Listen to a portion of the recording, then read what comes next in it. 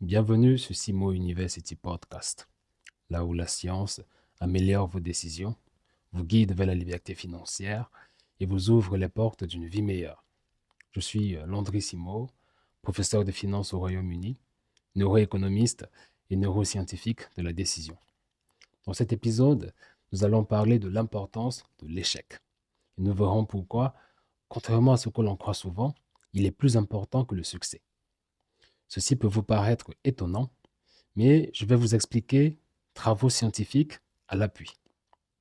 Imaginez un monde où l'échec serait non seulement toléré, mais célébré. Un monde où chaque erreur serait vue comme une opportunité de croissance, comme une chance de se rapprocher du succès. Cela semble contre-intuitif, n'est-ce pas? Et pourtant, les neurosciences et la psychologie moderne confirment une vérité étonnante. L'échec est plus important et plus bénéfique que le succès.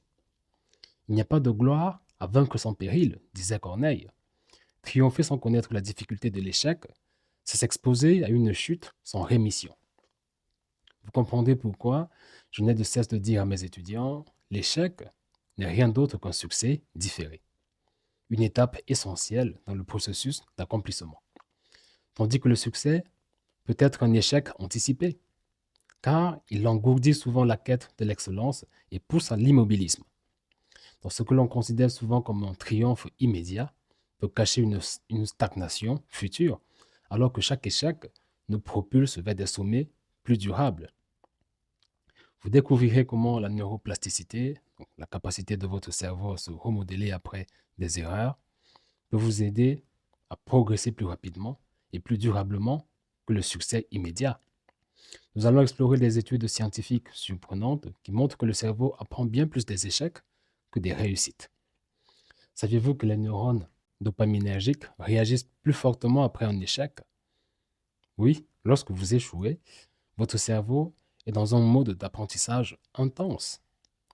Nous parlerons aussi des méthodes utilisées par des athlètes de haut niveau et des entrepreneurs célèbres qui ont su exploiter leur échec pour exceller dans leur domaine respectif. Et surtout, vous apprendrez une technique puissante qui vous aidera à tirer profit de vos échecs et à les transformer en outils de croissance, afin que chaque erreur devienne un tremplin vers la réussite. À la fin de cet épisode, vous comprendrez pourquoi l'échec est non seulement nécessaire, mais plus bénéfique que le succès lui-même pour atteindre les sommets durables. Donc, nous vivons dans une société qui glorifie le succès et minimise l'échec, presque comme si ce dernier était un signe de faiblesse. Mais ce que l'on oublie souvent, c'est que le succès peut être une impasse. Il crée une zone de confort, une illusion de maîtrise qui, à terme, peut nous empêcher de prendre des risques nécessaires à la croissance. Pensez aux personnes qui réussissent du premier coup. Leur cerveau se renforce autour de cette idée que tout est facile, que chaque effort mènera à une victoire. Mais ce succès facile rend fragile. La moindre difficulté future peut les désarmer totalement. C'est dans l'échec que se forment les bases solides du succès durable. Des travaux neuroscientifiques montrent que lorsque nous échouons, notre cerveau entre dans un mode, ou plutôt dans un état d'apprentissage plus intense. Une étude fascinante publiée dans la revue Neurons a révélé que les neurones dopaminergiques réagissent plus fortement aux échecs qu'aux succès. Mais qu'est-ce que cela signifie exactement? En termes simples, chaque fois que vous échouez, votre cerveau libère une décharge de dopamine. Contrairement à ce que l'on pourrait penser, cette décharge n'est pas une récompense. Elle est là pour attirer votre attention sur l'erreur et vous inciter à la corriger. Donc, c'est un peu comme si votre cerveau disait « Fais attention, tu dois ajuster ta stratégie ». Cet état d'hypervigilance déclenché par l'échec force votre cerveau à explorer des solutions plus créatives, à sortir des sentiers battus. En revanche, lorsque vous réussissez, le cerveau se repose, satisfait du résultat et ne cherche pas à aller plus loin. C'est là la grande différence. Le succès engourdit, alors que l'échec stimule l'apprentissage. Prenons un exemple concret. Thomas Edison, l'inventeur de l'ampoule électrique, il a échoué plus de 1000 fois avant de trouver la formule parfaite. On rend compte qu'il disait je n'ai pas échoué, j'ai simplement trouvé 10 000 façons qui ne fonctionnent pas.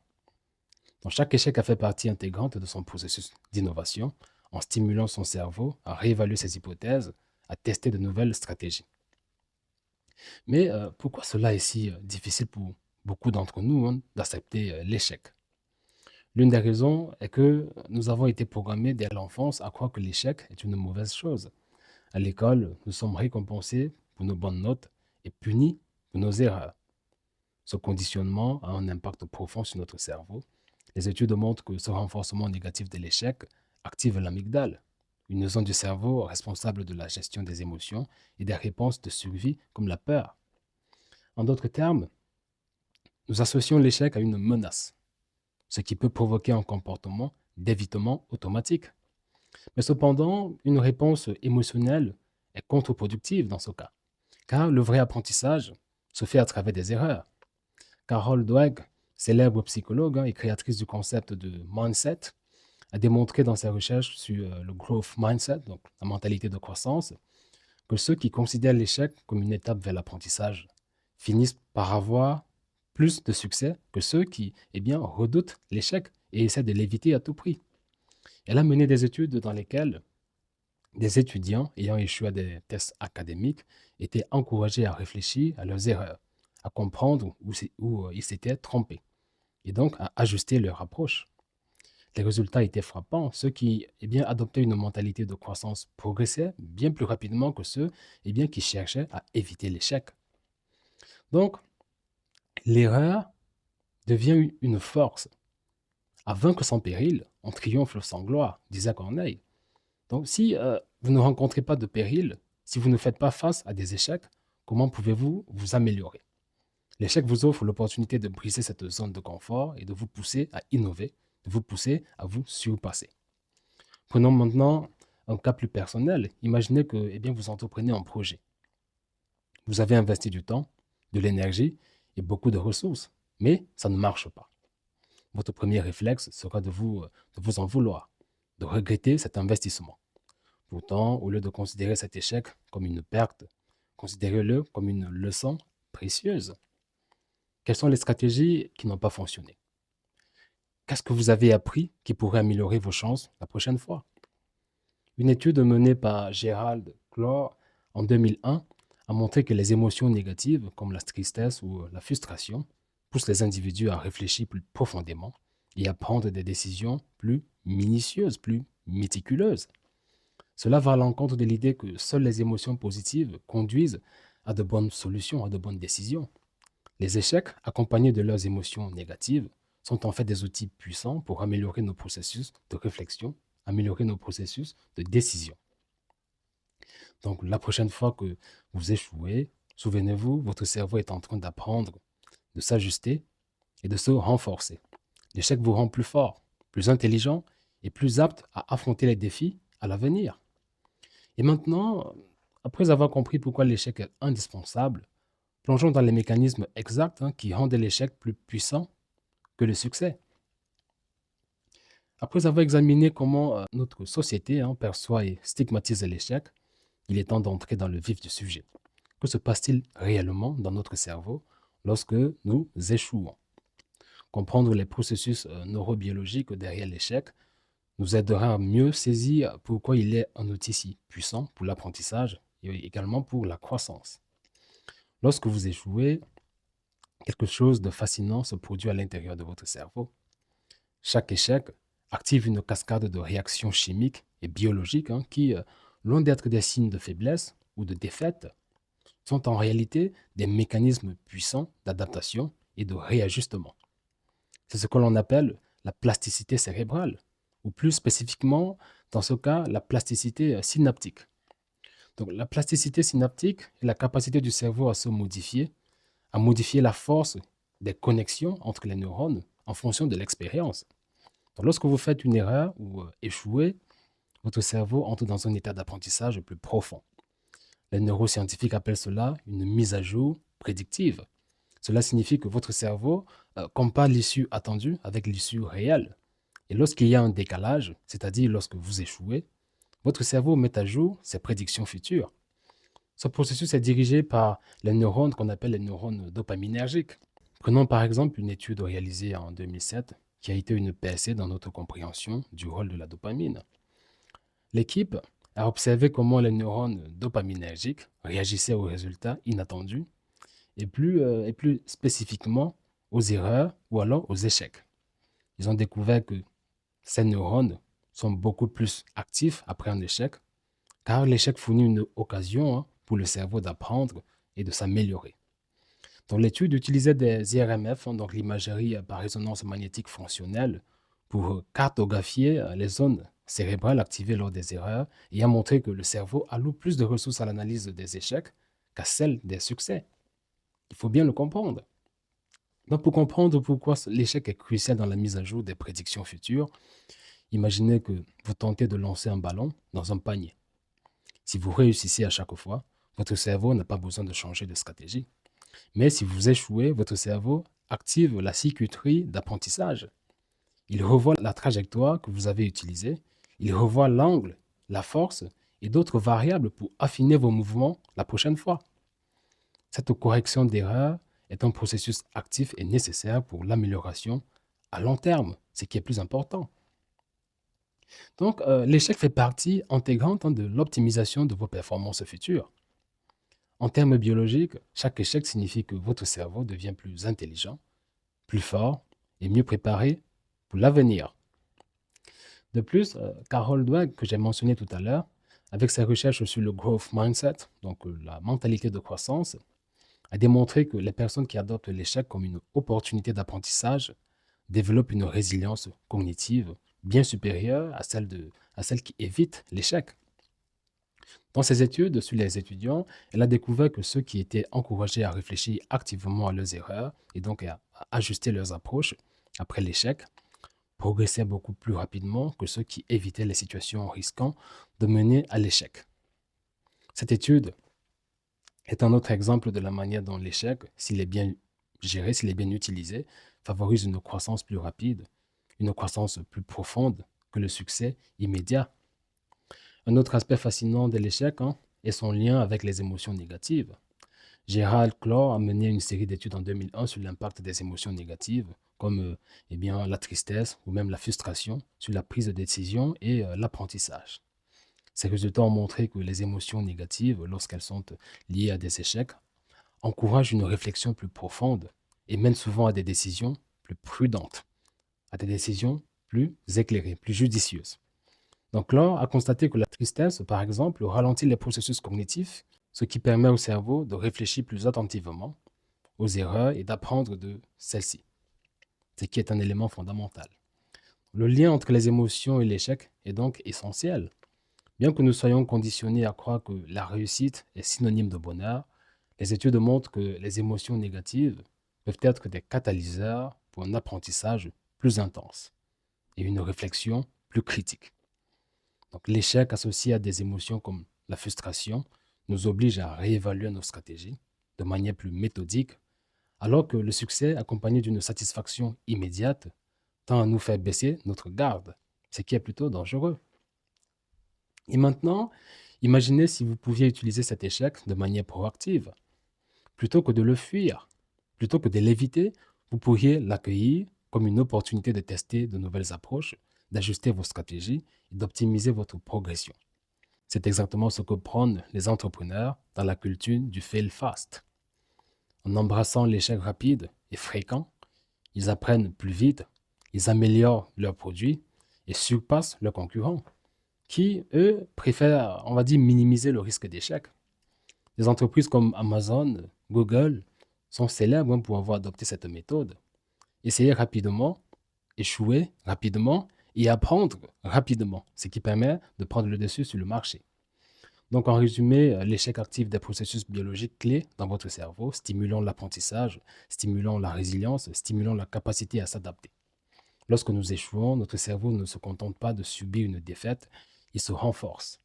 La prochaine fois que vous êtes confronté à un échec, rappelez-vous que vous êtes en train de programmer votre cerveau pour devenir plus fort, plus agile et même plus performant. Alors maintenant que nous comprenons les mécanismes neurologiques qui font de l'échec un outil de croissance si puissant, penchons-nous sur une idée tout aussi contre-intuitive. Pourquoi le succès peut être en réalité plus dangereux que l'échec?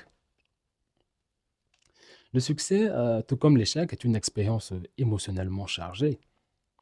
Mais alors que l'échec est souvent vu comme une opportunité de se remettre en question et donc d'apprendre, le succès, quant à lui, est généralement perçu comme la récompense ultime.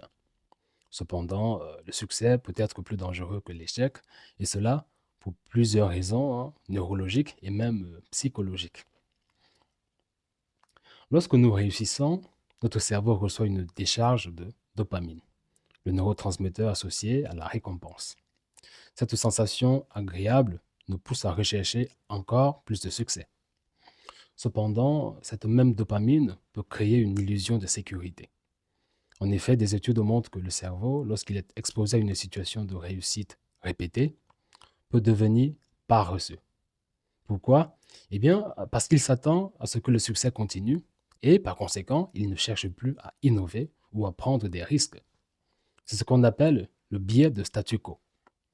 Une étude fascinante menée par Tali Sharot en 2007, qui a été publiée dans Nature Neuroscience, a révélé que le cerveau humain préfère le statu quo, même si changer de stratégie ou de comportement pourrait conduire à des résultats meilleurs.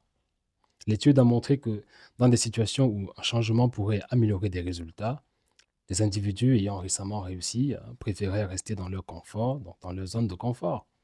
Cela montre à quel point le succès peut nous rendre conservateurs dans notre approche et paradoxalement nous empêcher de prendre les risques nécessaires pour continuer à évoluer, pour continuer de croître. Un autre aspect du succès qui peut le rendre dangereux est le concept d'hédonisme adaptatif, également appelé la course hédonique. L'idée derrière ce concept est que peu importe combien nous réussissons, notre cerveau finit par s'habituer à ce niveau de succès et ne le trouve plus aussi gratifiant. Les chercheurs en psychologie positive, tels que Sonja et Sheldon, ont étudié ce phénomène en profondeur. Ils ont découvert que bien que le succès procure une poussée initiale de bonheur, cet effet est de courte durée. Très vite, le cerveau retourne à son niveau de base d'émotion, nous laissant insatisfaits et cherchant le prochain haut de succès. Cela peut être comparé à une addiction. Plus on réussit, plus on veut réussir, encore plus. Mais chaque succès devient de moins en moins satisfaisant. Le piège ici est que, à force de chasser ce prochain succès, nous négligeons les échecs, qui sont paradoxalement les véritables moments d'apprentissage. En d'autres termes, le succès nous rend moins aptes à accepter l'échec et donc à apprendre et à progresser. Bon, maintenant, revenons au processus neurologique impliqué. En plus de la dopamine, le succès active le cortex préfrontal ventromédian, la zone du cerveau qui est responsable de l'évaluation des récompenses et également des risques. Lorsque vous réussissez, cette partie du cerveau vous encourage à continuer à faire ce que vous faites, car cela a fonctionné par le passé. Cependant, cela peut vous piéger dans une bulle cognitive. Vous êtes moins enclin à expérimenter, à explorer de nouvelles idées, ou même à adopter des comportements qui pourraient entraîner des échecs, mais aussi des améliorations. Cette inertie cognitive est l'un des plus grands dangers du succès. Un autre phénomène qui rend le succès dangereux est ce que l'on appelle la perte d'humilité cognitive. Selon une étude publiée par David Dunning, psychologue à l'origine de l'effet Dunning-Kruger, les personnes qui réussissent régulièrement commencent à surestimer leurs capacités et donc à ignorer leurs faiblesses.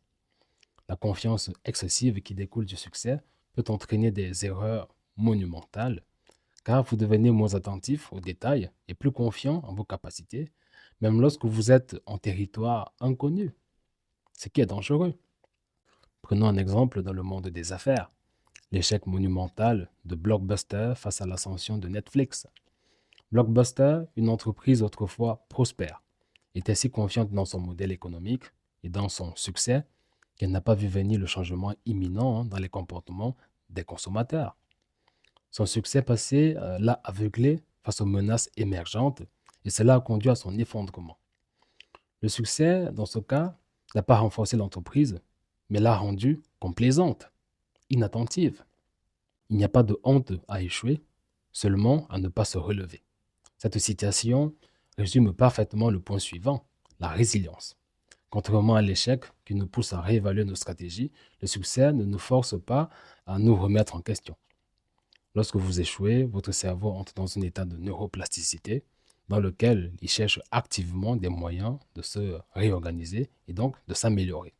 Ce phénomène est particulièrement visible dans les études sur les athlètes d'élite où ceux qui échouent régulièrement dans l'entraînement finissent par surpasser ceux qui réussissent facilement, car leur cerveau est constamment stimulé à améliorer la technique et donc la stratégie.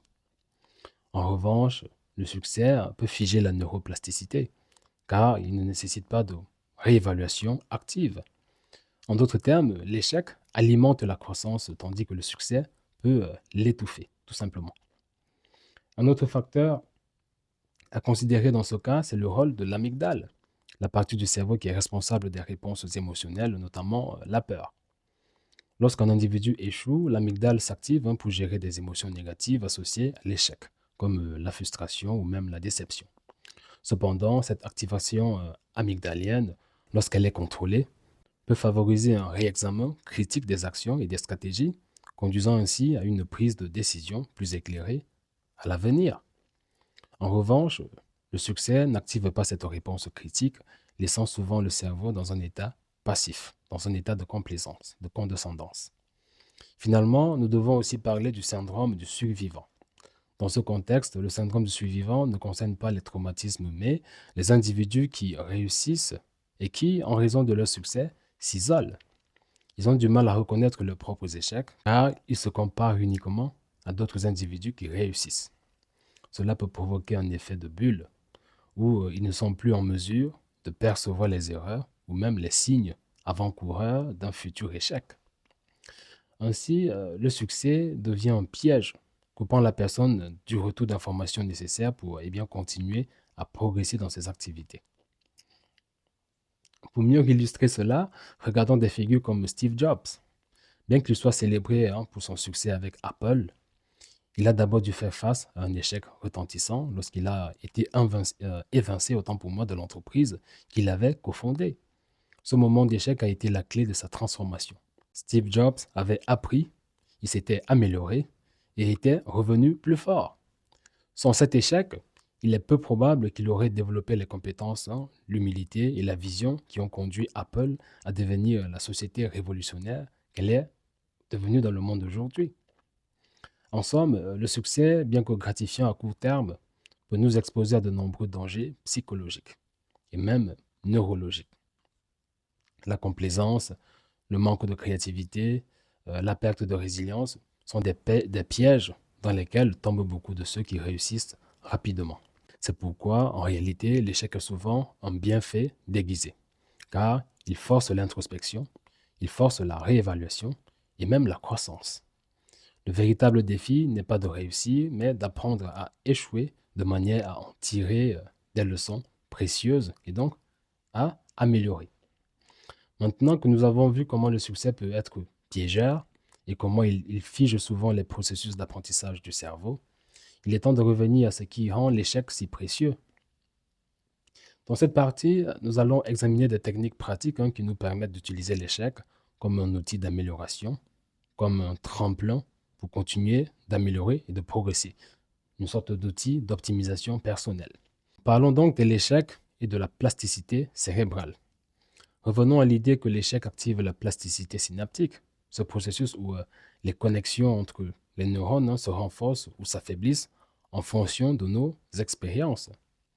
Lorsque vous échouez, les neurones impliqués dans cet échec cherchent à se réorganiser pour mieux comprendre la situation et ainsi éviter de répéter la même erreur.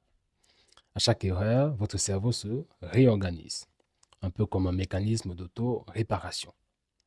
Mais alors, comment capitaliser sur l'échec avec la technique du feedback loop? Un concept fondamental est celui de la boucle de rétroaction, ce qu'on appelle le feedback loop. Lorsque vous échouez, il est crucial d'analyser immédiatement ce qui a mal tourné et de faire des ajustements. mais pas seulement au niveau comportemental. Vous devez également conditionner votre cerveau pour reconnaître les schémas qui ont conduit à cet échec en question. C'est là que des techniques précises deviennent essentielles. Prenons par exemple les athlètes professionnels. Un sprinter qui rate un départ lors des courses importantes ne va pas simplement s'entraîner à courir plus vite la prochaine fois. Il va analyser chaque étape de son échec, sa position au départ, la gestion de son souffle, ses appuis. Puis, il va recommencer à s'entraîner en prenant en compte ses erreurs pour ne plus les répéter. Il s'agit d'une amélioration progressive permise grâce à l'ajustement des circuits neuronaux, donc dans le cerveau. Les chercheurs ont également découvert que la visualisation des erreurs renforce les connexions neuronales tout autant que l'expérience réelle de l'erreur. Dans une étude publiée dans la revue Neuroscience Letters, il a été démontré que le simple fait d'imaginer une erreur et de visualiser la façon dont on pourrait la corriger activait les mêmes circuits cérébraux que la réalisation de l'action elle-même.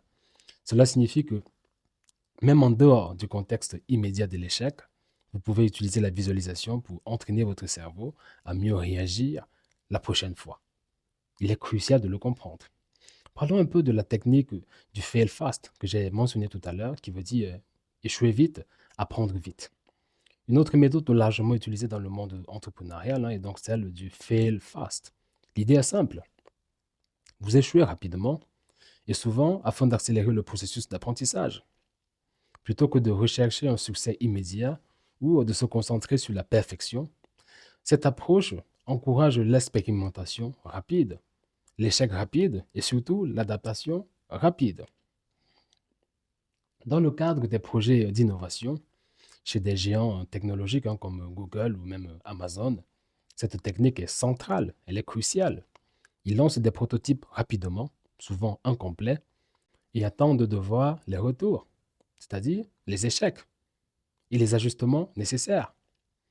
C'est en réalité un modèle de neuroplasticité en action.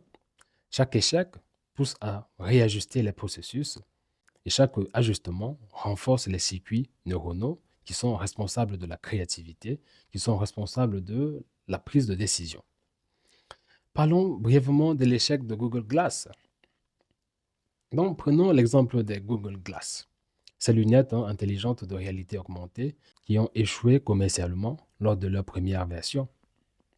Cependant, ce qui semblait être un échec massif a permis à Google de connecter des données cruciales sur les besoins des consommateurs, les points faibles du produit et sur la façon de faire évoluer cette technologie. Grâce à cet échec, Google a su redéfinir son approche de la réalité augmentée et aujourd'hui, ces leçons sont réutilisées dans de nouveaux projets. Voilà comment ça fonctionne. Dans le processus du fail fast est donc un catalyseur d'innovation. Mais comment cela se traduit-il en termes neuroscientifiques? L'échec rapide active à plusieurs reprises les circuits de récompense et de correction, ce qui entraîne un renforcement des apprentissages plus efficaces et plus durables. Cela explique pourquoi des entreprises qui adoptent cette stratégie, comme Spotify, comme Netflix, continuent de dominer leur marché. Elles s'adaptent constamment en apprenant de leurs erreurs. Parlons brièvement du growth mindset, l'importance de voir l'échec comme une opportunité. Dans le concept du growth mindset développé par la psychologue Carol Dweck est fondamental pour comprendre comment l'échec peut devenir un tremplin vers le succès. Dweck distingue deux types de mentalités. La mentalité fixe, qu'on appelle donc fixed mindset, et donc la mentalité de croissance, growth mindset. Les personnes avec un fixed mindset perçoivent l'échec comme une menace pour leur valeur personnelle et leur intelligence. En revanche, celles qui ont un growth mindset voient l'échec comme une opportunité d'apprendre et donc de s'améliorer, de croître. Dans une série d'études menées par Dweck sur des étudiants, ceux qui étaient encouragés à voir leurs erreurs comme des étapes normales du processus d'apprentissage développaient non seulement une meilleure résilience, mais aussi de meilleures performances académiques sur le long terme. Cette approche a des répercussions directes sur la manière dont notre cerveau traite l'échec. En adoptant un growth mindset, vous pouvez littéralement reprogrammer votre cerveau pour qu'il perçoive chaque échec, non pas comme un coup dur, mais comme une étape nécessaire vers une meilleure compréhension, vers un meilleur résultat. Neurobiologiquement, cela fonctionne parce que le cerveau libère des neurotransmetteurs de stress, tels que le cortisol, lorsqu'il perçoit une menace. Mais dans le cadre du growth mindset, l'échec est redéfini comme une opportunité.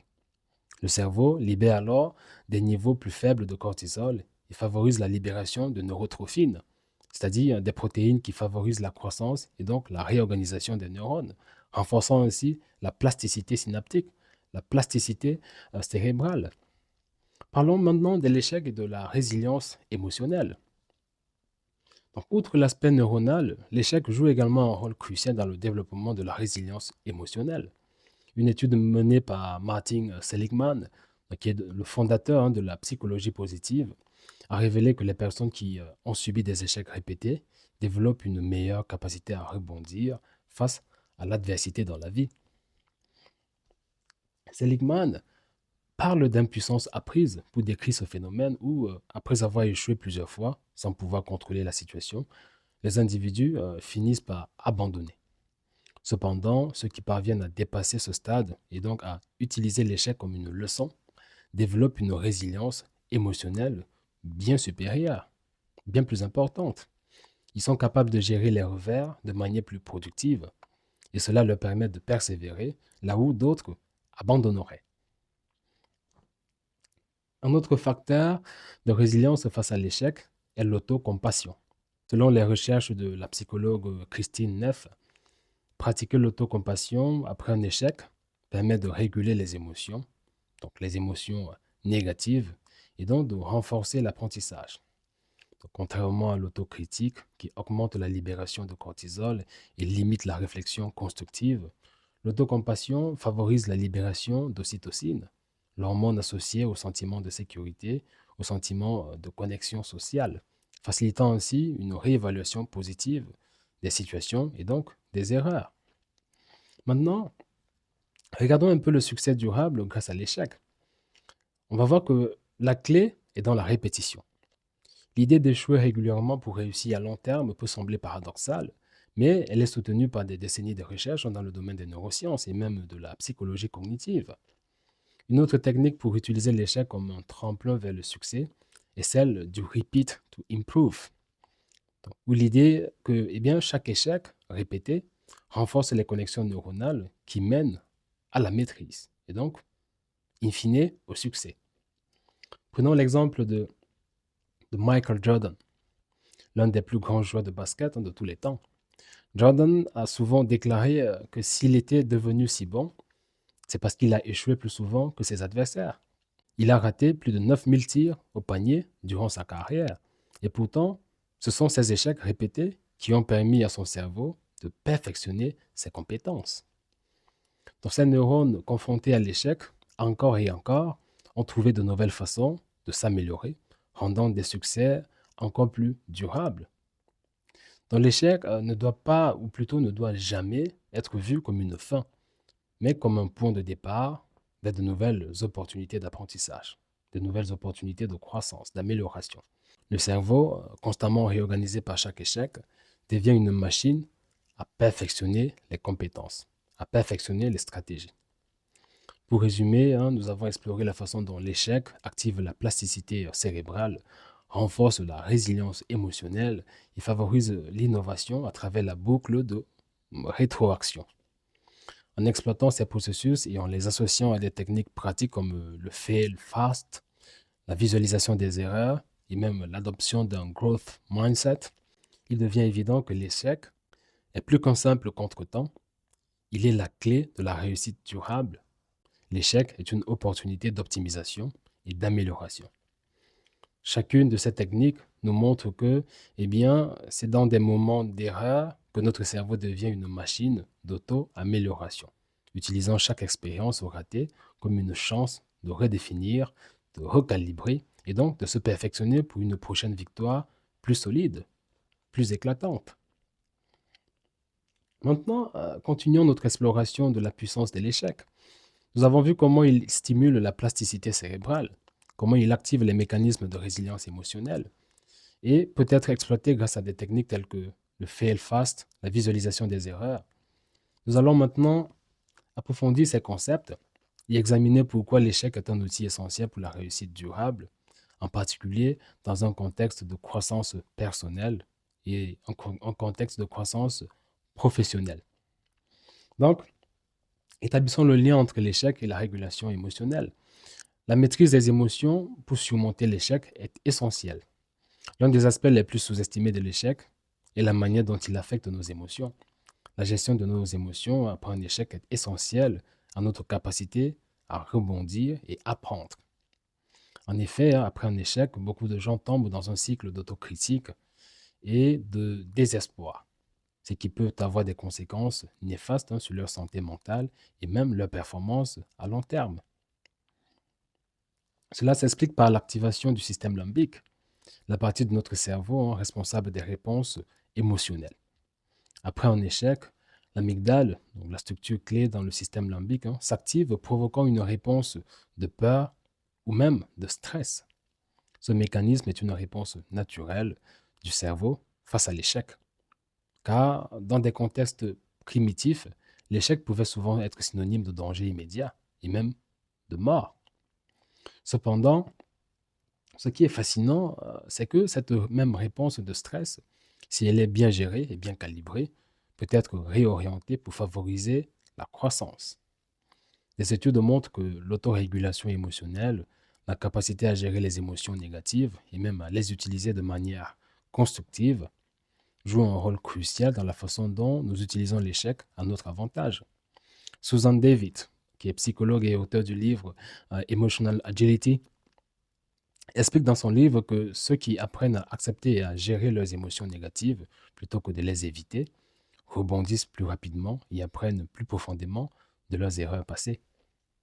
Une étude d'ailleurs publiée en 2010 dans la revue Emotion a révélé que les personnes qui pratiquent la régulation émotionnelle après un échec, ou alors ceux qui identifient et acceptent leurs sentiments plutôt que les éviter, montrent une plus grande résilience et donc une amélioration plus rapide après l'échec, comparée à celles qui évitent ou nient leurs émotions négatives.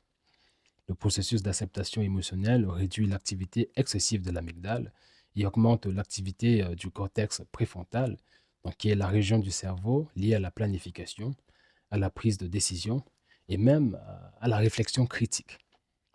Alors, comment utiliser cette information dans notre propre vie? Une technique pratique consiste à reconnaître l'échec et les émotions qui en découlent et à les externaliser. En prenant du recul et en observant vos émotions comme un processus naturel, vous diminuez leur impact sur votre prise de décision. Cela permet à votre cerveau de mieux gérer l'expérience de l'échec et d'en tirer les leçons plus efficacement, ainsi pour vous permettre d'améliorer votre vie. Parlons maintenant du pouvoir de l'autocompassion après l'échec. On va voir comment transformer la critique en croissance est crucial. Nous avons tous déjà entendu la voix intérieure qui nous critique après un échec. Tu n'es pas assez bon, tu aurais dû faire mieux que ça, pourquoi as-tu encore échoué? Cette voix, bien qu'apparemment innocente, peut sérieusement entraver notre capacité à nous relever après un échec, après une défaite. La recherche montre que l'autocritique excessive augmente le stress, ce qui rend l'échec encore plus douloureux et même difficile à surmonter. Mais cependant, une alternative existe, l'autocompassion. L'autocompassion consiste à se traiter avec gentillesse, avec compréhension face aux échecs, plutôt que de se juger sévèrement. Donc, Kristin Neff, psychologue à l'Université du Texas, est une pionnière dans le domaine de l'autocompassion.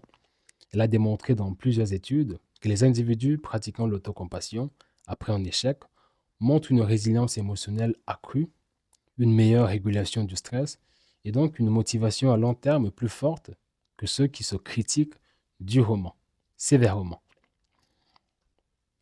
En neurosciences, cela s'explique par la réduction des niveaux de cortisol, l'hormone du stress, et donc l'augmentation de l'ocytocine, l'hormone associée au sentiment de calme et de sécurité. En d'autres termes, lorsque vous pratiquez l'autocompassion, vous aidez votre cerveau à rester dans un état où il peut réfléchir plus rationnellement et continuer à avancer, plutôt que de se replier dans un cycle de négativité. Alors, comment cela fonctionne-t-il dans la pratique? Imaginez que vous venez de rater un examen ou même de commettre une erreur dans un projet important. Plutôt que de vous critiquer en disant je suis nul, pratiquez l'autocompassion en vous disant c'est normal de faire des erreurs. Tout le monde fait des erreurs, tout le monde échoue parfois. Qu'est-ce que je peux apprendre de cette situation pour faire mieux la prochaine fois? Ce changement de discours interne aide à réorienter vos émotions vers la croissance et donc vers l'apprentissage. Donc, l'échec est un catalyseur d'innovation et de créativité. L'échec ne se limite pas à l'apprentissage personnel, il est également un moteur puissant d'innovation et de créativité. Il est important de le comprendre. Des études ont montré que les échecs fréquents et même les erreurs inattendues poussent les individus à penser de manière plus créative, car ils forcent le cerveau à sortir des schémas habituels, à sortir des sentiers battus. Prenons un exemple dans le monde scientifique. Donc, j'ai parlé tout à l'heure de Thomas Edison, l'inventeur de l'ampoule électrique. Donc, Edison a échoué de milliers de fois avant de trouver la bonne formule, comme je l'ai dit. Mais chaque échec n'était pas une simple erreur. Il voyait chaque tentative infructueuse comme une étape de plus vers le succès.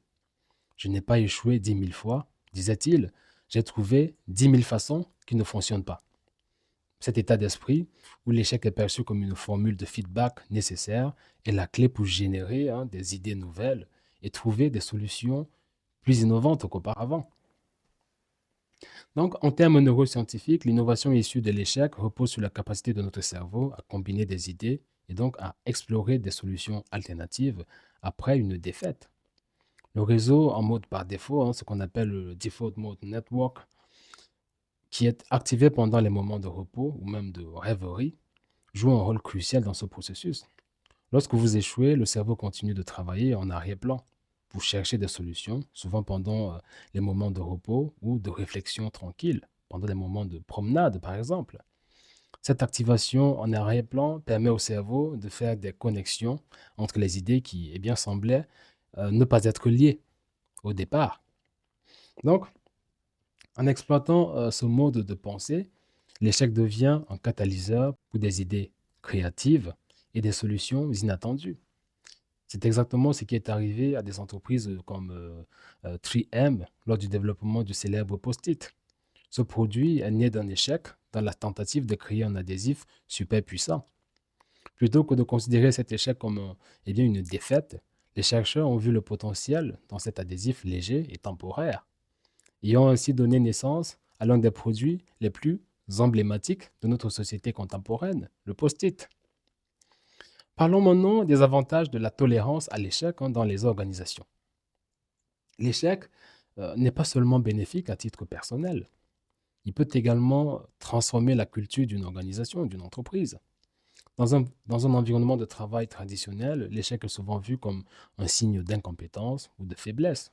Mais cependant, des entreprises comme Google, comme Amazon, comme SpaceX, du fameux Elon Musk, ont montré que tolérer et même encourager les échecs favorise l'innovation, aussi surprenant que cela puisse paraître. Il a été constaté que des entreprises qui tolèrent l'échec et encouragent des employés à prendre des risques donnent naissance à des innovations disruptives plus fréquemment que celles qui sont plus prudentes et évitent l'échec. Pourquoi? Parce que la tolérance à l'échec permet aux employés de tester des idées sans crainte de répercussions négatives immédiates. Cela libère la créativité et pousse à l'expérimentation, conduisant donc à des résultats souvent inattendus, mais révolutionnaires. Souvenez-vous de l'exemple du post-it. Un autre exemple frappant est celui de SpaceX. Avant de réussir à faire atterrir une fusée réutilisable, SpaceX a essuyé plusieurs échecs retentissants, avec des fusées explosant à l'atterrissage. Mais à chaque échec, l'entreprise apprenait des leçons précieuses qui lui ont permis de réajuster ses technologies et de finalement atteindre l'un des objectifs les plus ambitieux de l'histoire spatiale moderne. Si SpaceX avait adopté une approche d'aversion à l'échec, l'entreprise aurait probablement cessé ses activités, donc cessé ses tentatives, après les premiers revers ou plutôt qu'elle a essuyés. Au lieu de cela, elle a continué à innover, à apprendre de ses erreurs. Donc, l'échec est un facteur de différenciation entre croissance et stagnation. Pour conclure cette partie, il est important de comprendre que l'échec ne doit jamais être vu comme une fin en soi, mais comme un processus continu d'apprentissage et d'amélioration. Le succès est agréable et gratifiant à court terme, mais il peut souvent conduire à l'inertie. En revanche, l'échec, bien qu'il soit douloureux, est le véritable moteur de la croissance personnelle et même de la croissance organisationnelle. L'un des éléments clés de cette réflexion est que ceux qui embrassent l'échec comme une partie essentielle du processus de réussite sont ceux qui continuent à croître, à innover et donc à repousser les limites de ce qui est possible. Que vous soyez un entrepreneur, un artiste ou simplement une personne cherchant à améliorer ses compétences dans un domaine particulier, l'échec est un outil inestimable pour renforcer votre capacité à apprendre, à vous adapter et donc à prospérer. Maintenant, je vais vous expliquer quel est l'impact de l'échec sur notre croissance, sur notre apprentissage et donc notre capacité à innover. Le fil conducteur reste l'idée que l'échec, loin d'être un frein, est un accélérateur de notre développement, tant personnel que professionnel.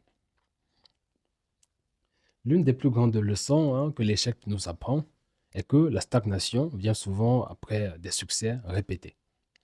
En effet, le succès a tendance à créer une zone de confort, une illusion que les méthodes et les stratégies utilisées par le passé continueront à fonctionner à l'avenir. C'est un piège dans lequel tombent de nombreuses entreprises, de nombreux entrepreneurs et même de nombreux créateurs individuels. Imaginez ceci. Vous avez quelqu'un qui connaît un succès rapide, par exemple dans le domaine entrepreneurial. Leur premier produit est un succès commercial immédiat. Plutôt que de continuer à innover, ils peuvent être tentés de répéter la même recette, convaincus que ce processus, ou plutôt que ce succès, est durable et permanent. Mais le problème avec cette mentalité, c'est qu'elle ne laisse pas de place à l'adaptation. Les besoins des consommateurs évoluent, les marchés changent et les nouvelles technologies également transforment constamment les industries. Donc, si cette personne n'est pas prête à embrasser l'échec comme un moyen d'expérimenter de nouvelles idées, elle risque de voir son succès initial se transformer en stagnation. Il est important de le comprendre. Il y a quelques années de cela, d'ailleurs, une étude menée par Clayton Christensen, un professeur à Harvard Business School et auteur du livre célèbre The Innovator's Dilemma, a montré que de nombreuses entreprises leaders dans leurs industries échouaient à long terme parce qu'elles se reposaient sur leur laurier, sur leur succès passé. Christensen a inventé le terme de disruption pour décrire ce phénomène. Des entreprises innovantes et agiles finissent par perturber et surpasser celles qui étaient autrefois dominantes, mais qui n'ont pas su s'adapter. L'exemple classique est celui de Kodak, qui a ignoré la révolution numérique en pensant que sa domination dans le secteur de la photographie serait éternelle. L'échec de Kodak à innover et à prendre des risques a conduit à sa chute, à sa disparition. Donc, en termes neurologiques, le succès fige souvent les circuits neuronaux dans des schémas familiers et bien rodés. Chaque fois que vous répétez un processus avec une tâche, avec succès, le cerveau renforce les connexions neuronales associées à cette activité. C'est un processus appelé myélinisation, où les fibres nerveuses sont recouvertes d'une couche de myéline qui augmente la vitesse de transmission des signaux électriques dans le cerveau. Donc, bien que cela soit bénéfique à court terme, cela peut entraîner une rigidité cognitive à long terme. Et cette rigidité limite la flexibilité mentale, c'est-à-dire la capacité du cerveau à s'adapter à de nouvelles situations et à explorer de nouvelles solutions lorsque les circonstances changent et évoluent. En revanche, l'échec stimule l'exploration cognitive. Lorsque vous échouez, le cerveau est contraint de repenser sa stratégie et donc d'explorer de nouvelles voies. Le système de récompense dopamine ou plutôt que nous avons mentionné tout à l'heure, pousse le cerveau à chercher des alternatives lorsque les résultats attendus ne sont pas atteints. En d'autres termes, l'échec oblige votre cerveau à sortir de ses schémas habituels et de chercher des solutions plus créatives.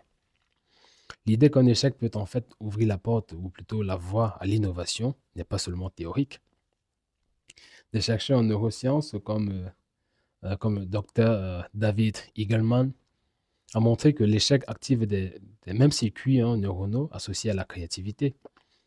Dans l'une de ses conférences, Eagleman a expliqué que les erreurs et les expériences nouvelles favorisent le développement des connexions neuronales dans des régions du cerveau responsables de la pensée divergente, c'est-à-dire la capacité à générer de nouvelles idées à partir de problèmes complexes.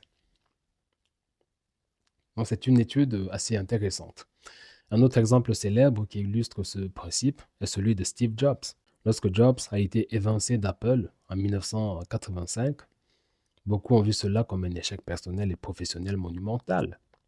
Mais cependant, cet échec l'a poussé à fonder Next et donc à racheter Pixar, deux entreprises qui ont radicalement changé l'industrie de la technologie et du divertissement. Jobs lui-même a souvent évoqué que cet échec lui avait permis de prendre des risques qu'il n'aurait jamais osé prendre s'il était resté dans sa zone de confort chez Apple. Donc, son retour à Apple, quelques années plus tard, avec une approche complètement nouvelle et donc une vision transformatrice, montre comment un échec bien utilisé peut conduire à un succès encore plus monumental, encore plus important. Donc, un élément central de cette transformation réside dans la mentalité d'apprentissage. La recherche de Carol Dweck sur la mentalité de croissance souligne que ceux qui voient l'échec comme une opportunité de grandir finissent par développer une résilience cognitive qui les aide à surmonter de plus grands défis à l'avenir. Donc, dans une étude menée avec ses étudiants, comme je l'ai mentionné, elle a découvert que ceux qui étaient encouragés à prendre des risques et donc à apprendre de leurs erreurs progressaient plus rapidement que ceux qui étaient concentrés à éviter les situations d'échec. Dans ce phénomène s'explique par le fait que l'échec oblige le cerveau à s'adapter, à trouver des solutions nouvelles et donc à renforcer les connexions neuronales qui sous-tendent l'apprentissage. Donc il est crucial vraiment que les gens en aient conscience. Revenons à la manière dont tout cela s'applique dans la vie quotidienne. Si vous avez échoué dans un projet, une carrière ou même dans une entreprise, la première étape consiste à redéfinir votre relation à l'échec. Plutôt que de le voir comme un obstacle insurmontable, vous devez le voir comme un stimulant. La réflexion post-échec est un outil puissant que vous pouvez utiliser pour identifier les points où vous avez failli, comprendre pourquoi cela s'est produit et donc enfin ajuster votre stratégie globale. Imaginez un entrepreneur qui a échoué à lancer une application mobile. Plutôt que de considérer cet échec comme une fin, il peut réfléchir sur les raisons de cet échec. Était-ce un manque d'adaptation aux besoins des consommateurs et donc des utilisateurs? Était-ce une mauvaise stratégie marketing? Était-ce une équipe mal organisée? Donc, chaque échec contient des informations précieuses qui, si elles sont bien exploitées, peuvent transformer l'échec en point de départ pour une nouvelle opportunité plus intéressante. C'est cette capacité à tirer parti de l'échec qui sépare les entrepreneurs prospères des autres. Permettez-moi de le dire de cette manière. Un autre exemple peut être aussi tiré du monde sportif. Pensez à un joueur de tennis qui perd un match. Plutôt que de s'attarder sur la défaite, il passera du temps à revoir la vidéo du match, à identifier les points faibles de son jeu et à planifier son entraînement en conséquence. Cette analyse post-défaite lui permettra d'améliorer ses performances à l'avenir. Donc, de nombreux sportifs comme Serena Williams ou même LeBron James ont évoqué la manière dont leurs échecs et leurs défaites ont été cruciaux pour façonner leur approche de la victoire. Et cela s'applique dans tous les domaines de la vie. En neurosciences, ce processus est souvent appelé réflexion active, contrairement à la simple rumination qui se concentre sur les aspects émotionnels ou de l'échec. La réflexion active pousse le cerveau à identifier les failles et donc à ajuster son comportement pour améliorer les performances futures. Des études montrent que cette forme de réflexion améliore la plasticité cérébrale et renforce les circuits neuronaux associés à la prise de décision et même à l'innovation, à la pensée, on va dire, créative. Il est par conséquent essentiel de comprendre que l'échec ne signifie jamais la fin du chemin, mais le début d'un nouveau. Les recherches en neurosciences et donc en psychologie montrent que ceux qui apprennent à tirer profit de leurs échecs non seulement grandissent plus vite, mais surtout finissent souvent par surpasser ceux qui n'ont jamais échoué ou ceux qui évitent l'échec à tout prix. C'est ici que réside toute la différence entre ceux qui stagnent et ceux qui réussissent à long terme. Donc, comme vous l'avez compris, l'échec, bien que douloureux, est une source inestimable de croissance. Il faut le voir non pas comme une menace, mais comme une opportunité d'apprendre, de s'adapter et d'évoluer. C'est en échouant que l'on devient plus résilient, plus créatif et finalement plus apte à réussir de manière durable. Donc, lorsque vous comprenez que l'échec n'est pas une finalité, mais plutôt une opportunité pour progresser, il devient une source constante de motivation. Cependant, il est important de se rappeler qu'accepter et apprendre de l'échec n'est pas un processus automatique. Cela nécessite de construire une nouvelle mentalité, une manière différente de percevoir et donc d'intégrer les défaites dans nos vies, dans nos réflexions, dans nos pensées, dans nos décisions. L'un des concepts centraux qui permet de maximiser l'apprentissage à travers l'échec est ce qu'on appelle le test and learn cycle. Ce concept est largement utilisé dans le monde entrepreneurial et les grandes entreprises d'innovation repose sur l'idée que chaque échec est un test, une opportunité pour apprendre quelque chose de nouveau et donc de faire un pas en avant. Dans ce cadre, les erreurs ne sont pas considérées comme des revers, mais comme une partie intégrante du processus de croissance. Il est important de le comprendre. Prenons un exemple très parlant dans le monde de la technologie. Parlons d'Amazon. En 2014, Amazon a lancé un projet d'envergure, le Fire Phone. Ce smartphone était censé concurrencer les géants du marché comme Apple et même Samsung. Pourtant, ce fut un échec retentissant. Les ventes furent catastrophiques et le produit fut rapidement retiré du marché. Pour beaucoup d'entreprises, un tel échec aurait pu marquer un tournant fatal. Mais pour Amazon, cet échec a été perçu comme un test. Jeff Bezos, le PDG d'Amazon, a souvent évoqué l'importance des échecs dans la stratégie d'innovation de l'entreprise. C'est grâce à cet échec-là, Amazon a pu, on va dire, mieux comprendre ce que ses clients attendaient réellement de leurs produits technologiques. Ce fut une leçon précieuse qui a permis à l'entreprise de rediriger ses efforts vers des succès comme l'Echo et même Alexa. Donc, l'échec du Fire Phone n'était pas une fin, mais plutôt une étape nécessaire pour affiner leur approche et lancer des produits plus performants, plus intéressants pour les consommateurs. Donc, cette idée peut sembler contre-intuitive, mais elle est profondément ancrée dans la neurobiologie de l'apprentissage. Chaque fois que nous échouons, chaque fois que nous faisons face à une défaite et réfléchissons activement à la manière dont nous pouvons nous améliorer, le cerveau renforce les connexions neuronales associées à la mémoire, associées à la résolution de problèmes. Ce renforcement neuronal n'est pas seulement bénéfique à court terme. Il conduit également à des réajustements structurels dans le cerveau qui permettent, in fine, d'améliorer nos performances à long terme. Donc cela illustre parfaitement le concept de neuroplasticité que nous avons déjà exploré. Plus vous exposez votre cerveau à des erreurs et donc à des ajustements, plus il devient capable de s'adapter, d'apprendre et donc de mieux performer. Un autre aspect fascinant de l'erreur est son lien direct avec la motivation intrinsèque. Les chercheurs en psychologie comportementale ont montré que les individus qui embrassent l'échec développent souvent une motivation interne plus forte, ce qu'on appelle la motivation intrinsèque. Contrairement à la motivation extrinsèque, comme la récompense financière ou même la reconnaissance sociale, qui tend à diminuer une fois que l'objectif est atteint, la motivation intrinsèque, quant à elle, est durable et continue d'alimenter le désir d'amélioration, même face aux défis.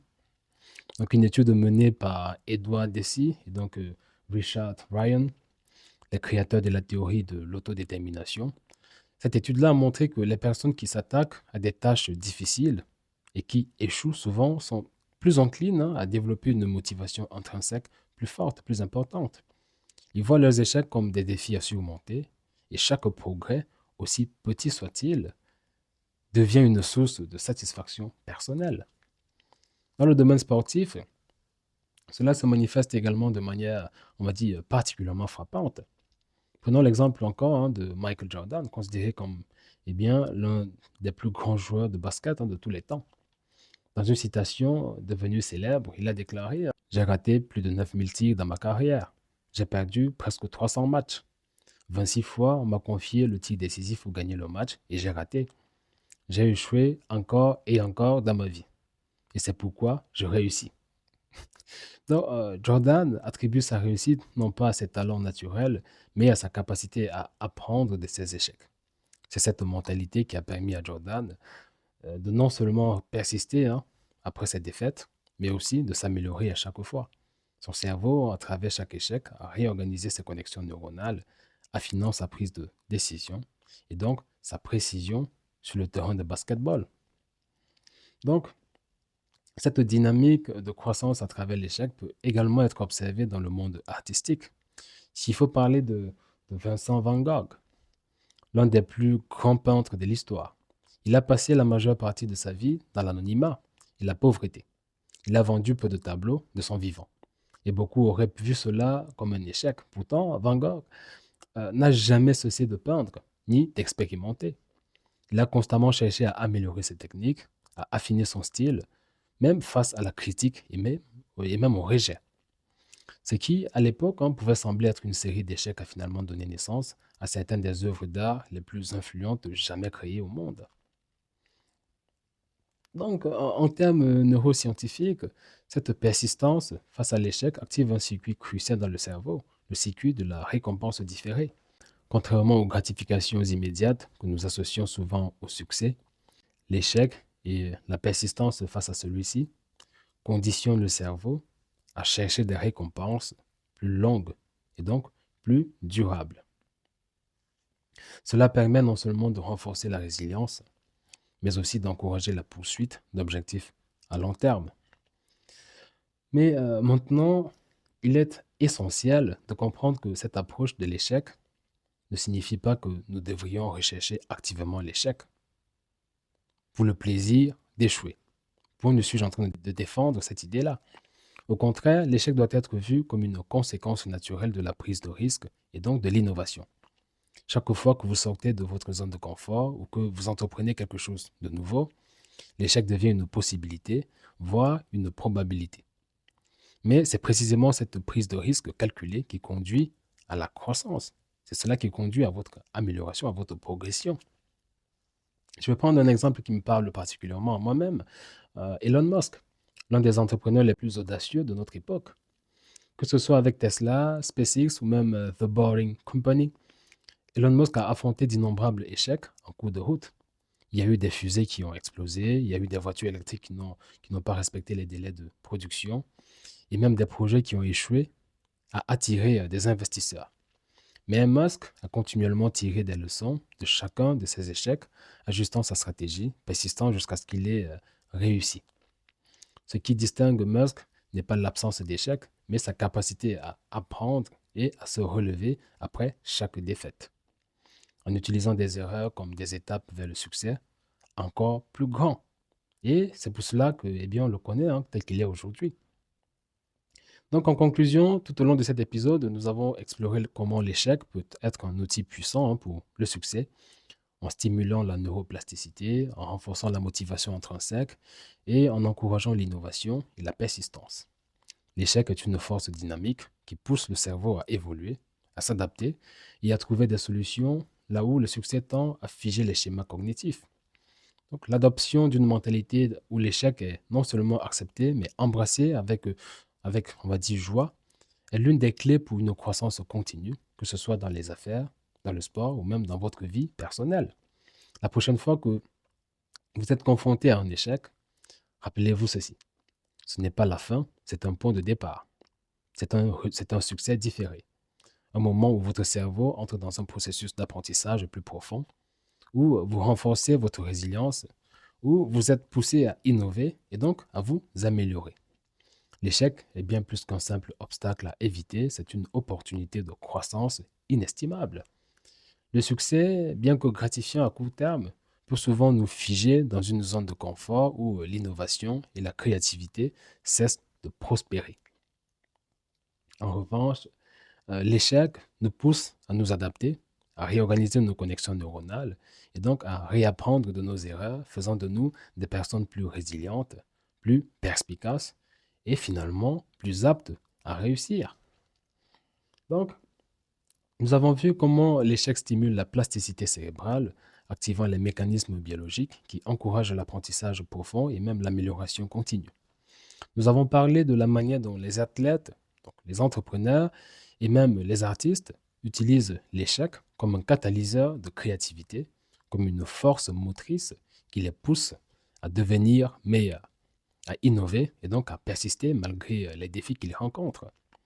Ce qui ressort clairement de cet épisode, c'est que l'échec n'est pas un obstacle à la réussite, mais bien une étape nécessaire pour y parvenir. Ceux qui évitent l'échec évitent aussi d'apprendre. Ceux qui l'embrassent finissent par en tirer les leçons qui les propulsent bien plus loin que les personnes qui réussissent sans difficulté. Je vous encourage à activement changer votre perception de l'échec. Au lieu de le craindre, utilisez-le comme un levier pour grandir, pour apprendre et pour développer des compétences qui vous aideront à surmonter n'importe quel obstacle dans votre vie. Dites-vous que chaque échec contient une leçon et c'est à vous de la découvrir. Dans votre parcours vers le succès, rappelez-vous que ce sont vos échecs, plus que vos réussites, qui vous construisent. À vaincre sans péril, on triomphe sans gloire. Nous devons rendre grâce à Corneille. L'échec ne signifie jamais la fin de l'histoire. Au contraire, il marque un nouveau départ, un point où vous pouvez repenser, ajuster et améliorer. Donc, la prochaine fois que vous faites face à un échec, ne vous laissez pas abattre. Voyez-le comme une occasion d'apprendre et de devenir la meilleure version de vous-même. Il ne me reste plus qu'à vous remercier d'avoir écouté cet épisode du Simo University Podcast. J'espère que vous repartirez avec un nouvel état d'esprit concernant l'échec et que vous serez prêt à l'accueillir comme un allié dans votre cheminement vers le succès. Ne ratez pas nos prochains épisodes où je continuerai d'explorer les profondeurs de la science pour améliorer vos décisions, pour améliorer vos vies et donc ainsi vous guider vers la liberté financière. Souvenez-vous, l'échec est le meilleur des maîtres. Et n'oubliez pas que le savoir, c'est le pouvoir. Mais la sagesse, c'est de savoir comment l'utiliser. Que la science améliore vos vies. Je vous remercie.